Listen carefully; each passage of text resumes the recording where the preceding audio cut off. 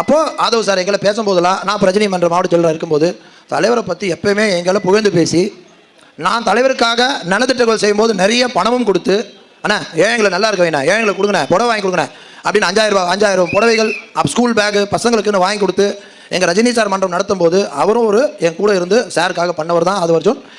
அப்படி பண்ணுற மனிதர், எங்களை அவ்வளோ பெருமையாக பேசுகிற மனிதர்.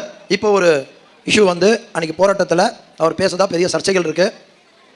அந்த சர்ச்சைகள் நாங்கள் இருந்தேன், அவர் கண்டிப்பாக தவறுதலாக பேசியிருந்தால் அதே மேடையில் ஏறி எனக்கு அது புரிய வைங்க, ஏன் இப்படி பேசின்னு கேட்டிருக்க தைரியம் எனக்கு இருக்குது, கேட்டிருப்பேன். ஆனால் அவர் இன்டென்ஷனாக பேசலேன்ற ஒரு காரணத்தினால நேராக பார்க்குறதுக்கும் பேப்பரில் படிக்கிறதுக்கும் வித்தியாசம் இருக்குது. ஒரு பேப்பரில் படிக்கும்போது நம்ம மைண்ட் வேறு மாதிரி சொல்லுவோம், நேரில் பார்க்குறது அது உண்மை தெரியும். நான் தான் நன்மையாக இருந்தேன். 45 வருஷமாக ரஜினி சார் கூட இருந்தவன் எப்படி விட்டு கொடுத்துருவான்?